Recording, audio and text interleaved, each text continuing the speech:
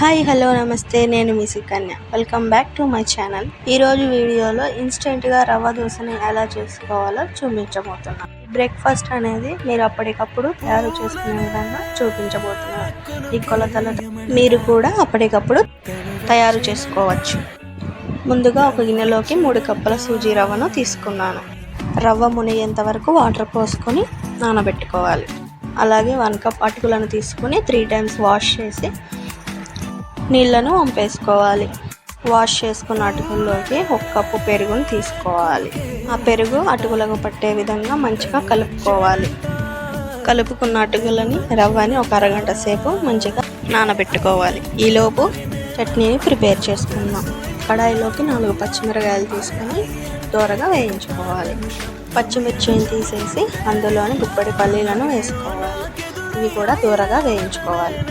ఈ పల్లీలను లో ఫ్లేమ్లో పెట్టి స్లోగా వేయించుకోవాలి. హై ఫ్లేమ్లో పెట్టి వేపితే పల్లీ అనేది మాడిపోతుంది, అలాగే చట్నీ టేస్ట్ రాదు. పల్లీలు వేగినాక గుప్పెడు వేపిన శనగపప్పును తీసుకొని దోరగా వేపుకోవాలి. అలాగే 1 టేబుల్ స్పూన్ జీలకర్రను తీసుకోవాలి. 4-5 వెల్లుల్లి రెబ్బలను కూడా తీసుకొని లో ఫ్లేమ్లో పెట్టి కలుపుకోవాలి.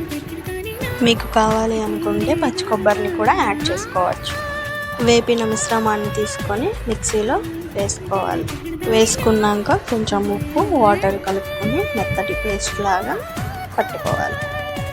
ఈలోపు కడాయిలోకి కొంచెం ఆయిల్ యాడ్ చేసుకొని జీలకర్ర, పోపు దినుసులు, ఎండుమిర్చి, కరివేపాకు వేసుకొని మంచిగా తాలింపు చేసుకోవాలి.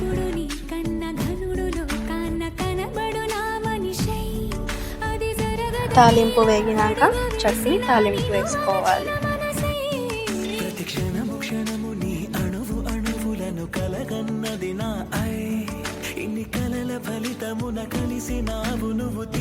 ఆ తర్వాత రవ్వ, అటుకులు మంచిగా నానియా లేదో చూసుకోవాలి.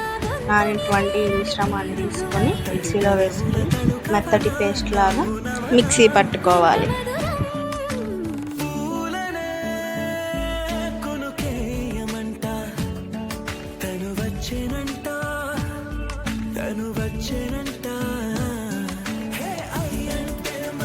మెత్తగా మిక్సీ పట్టినటువంటి మిశ్రమాన్ని ఒక గిన్నెలోకి తీసుకొని అందులోకి 1 టేబుల్ స్పూన్ జీలకర్రను, 1 tablespoon salt, 1 tablespoon baking సోడాను యాడ్ చేసుకోవాలి. అవన్నీ పిండిలో కలిసే విధంగా స్లోగా తిప్పుకోవాలి. చూసారా, అటుకులను రవ్వని మిక్సీ పడితే దోశ పిండిలాగా ఎంత సాఫ్ట్గా వచ్చిందో. మీరు అటుకుల బదులు అన్నాన్నైనా యాడ్ చేసుకోవచ్చు.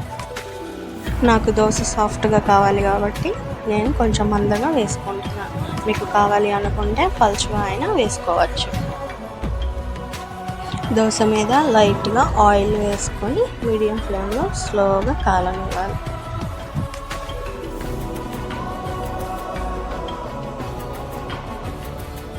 దోశ కాలిన తర్వాత దోశని తిప్పుకోవాలి. చూసారా, దోశ ఎర్రగాను వచ్చింది, సాఫ్ట్గాను వచ్చింది.